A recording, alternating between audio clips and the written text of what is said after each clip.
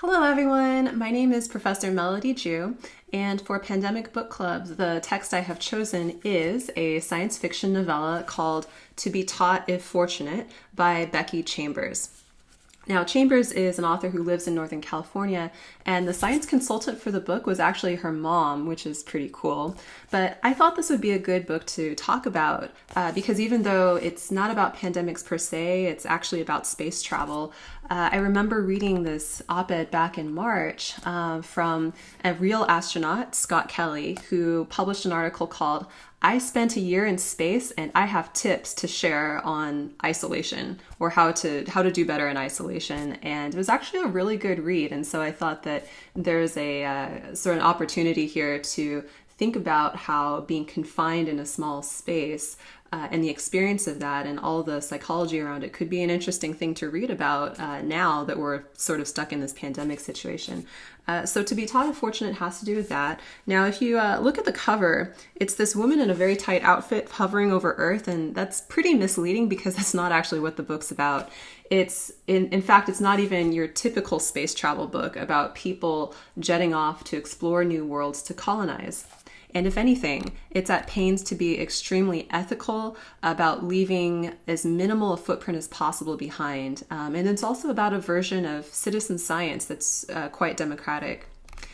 So to give you a kind of overview, the book is set in the near future when citizen interest funds space exploration, and each voyage to a new set of planets undergoes decades of planning. So this is not like those kind of science fiction texts or movies where people are thrown together all at once. In fact, there's so much planning that goes into training how to become an astronaut and the choices and being ethical about the choices one would make once in outer space. So in that sense, it's similar to the decades of training that NASA astronauts go through now, except now they can reach other planets outside the solar system. Now, in order to leave as minimal a disturbance as possible, the astronauts undergo a special procedure that is called Somaforming. Soma meaning body, and the word Somaforming means changing the body in order to suit the unique conditions of another planet. Ariadne, who is the narrator, and here a couple of you might notice the reference to Greek mythology. So Ariadne was famously the person who helped Theseus navigate the maze with the Minotaur. Anyway, Ariadne comments, quote, "I believe somaforming is the most ethical option when it comes to setting foot off Earth. I'm an observer, not a conqueror. I have no interest in changing worlds to suit me. I choose the lighter touch, changing myself to suit them." And with this description, you can think of somaforming as a sort of opposite to terraforming, where terraforming is about changing the landscape to be more comfortable to humans. Now, in science fiction studies, somaforming is also what we could call the novum, or the new thing, the new parameter that distinguishes the novella as science fiction rather than realistic fiction. The novum always tells us that the world that we're reading about, it has a slight difference from our own, and being able to name the novum is what allows us to distinguish that. Now, although each planned somaforming has a function, the metamorphoses in the novel can actually be quite enjoyable. So each chapter of this novella takes place on a different planet, and as the astronauts move between these, they experience different ecologies and also different kinds of somaforming or changing to their body. So for example, in one planet, they're given denser bones and more strength that would help them be comfortable on a world with higher gravity. And at another planet, they receive something that's like a kind of glittery skin that's able to increase their visibility in the moonlight. And there's actually a really great description. So I'll read you a passage from page 15. And the world they're on is called Acor. Now, Acor is roughly as far from its star as Uranus is from our own, which makes for a sun no bigger than a fingerprint in the sky. Night and day do not look dramatically different. Here, glitter served the same purpose for us that it does for sea-dwelling animals back home. It catches and refracts light. While we would be clothed for the majority of the workday, being able to spot your crewmates' glittery faces on a pitch black ice field certainly wouldn't hurt. We also needed to limit the use of work lights on these pitch black ice fields because light means heat and we didn't want to cause melt. And indoors, reflected means less energy spent on indoor lighting, which is a great asset on a world where solar panels are useless and everything runs on battery. Besides which, I glittered. And so you can see how some of these changes are both utilitarian but also aesthetic and bring joy or pleasure to the astronauts. Now, I should also specify that one of the interesting things about the book is that Somaforming doesn't mean immortality. It actually just means these kind of adaptive changes. And the astronauts themselves, they go to sleep in between the journeys between planets, and during the process, they still age, just more slowly. And in fact, one of the frightening things about waking up is being able to recognize yourself. And so the book goes into a lot of detail about the psychology of how that would feel.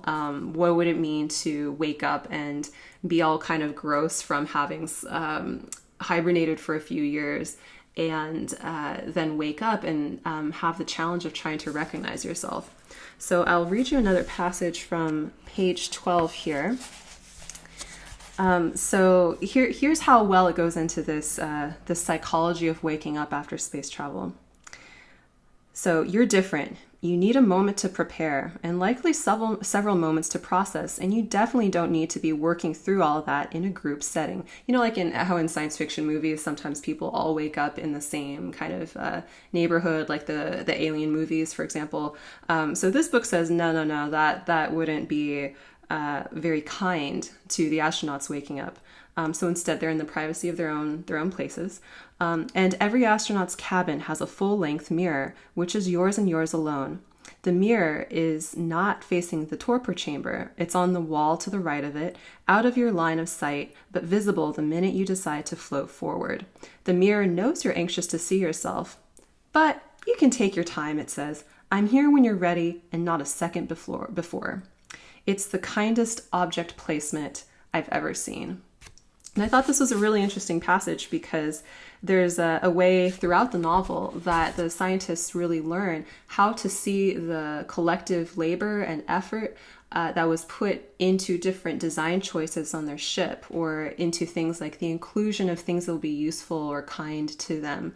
And there's a sort of literacy around being able to recognize that kindness throughout the spaceship. So instead of just the astronauts feeling like the only heroes who are pioneering in outer space and fully responsible for their own choices, what they actually recognize is just how many people it took to get them into outer space and how kindly and carefully they thought about making that experience comfortable for them. So in this wake-up scene where they're waking up from something called torpor, or it's like this hibernation, you could say, is you start with privacy and then you go to meet the rest of the crew. And the crew also spends a lot of time before their space travel bonding together so that when they go to outer space, they're able to work really well as a team. There's one really beautiful passage about how they're all standing on this mountain cliff thing, and the passage describes them as they're kind of like variously have their arms around each other or on each other's shoulders, that they're linked together like a kind of molecule. And for any, this is a teaser, but for any chemistry nerds who are listening to this, there's something really interesting in the book about a concept called chirality, or the way that mirror images can't be superimposed on one another. So it's the same concept as like trying to fit your left-hand glove with your right hand. It doesn't quite fit unless you've flip that glove over, which is a kind of mirroring. So chirality is an important concept in chemistry, and there's something very cool in the last chapter that I will not give away.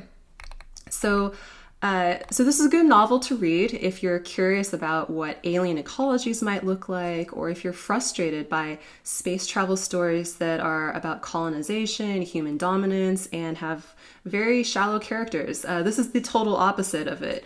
And in a way, I think that To Be Taught If Fortunate is sort of like Star Trek, but with a lot fewer photon torpedoes and less interspecies conflict, because the characters really do stay true to their mandate to observe with as little interference as possible, and also do things for the citizens who sent them, and they really maintain that connection. So as a teaser, just to wrap up, I'll mention that the title of the book, To Be Taught If Fortunate, is actually a reference to the audio recording that was on the Voyager Golden Record that was launched into space in 1977 as a kind of message to any extraterrestrials that could find it. And the text of this recording reads like the following. So, I send greetings on behalf of the people of our planet. We step out of the solar system into the universe, seeking only peace and friendship, to teach if we are called upon, to be taught if we are fortunate. We know full well that our planet and all its inhabitants are but a small part of the immense universe that surrounds us, and it is with humility and hope that we take this step. So if you're up for a read that has hard science, deep character development, and has some really profound discussions about the ethics of space travel, I would strongly recommend this book. It would provide some escapism as we're sort of all based in our different homes, but also provide a sense of wonder as the crew explores new kinds of ecologies and new kinds of worlds.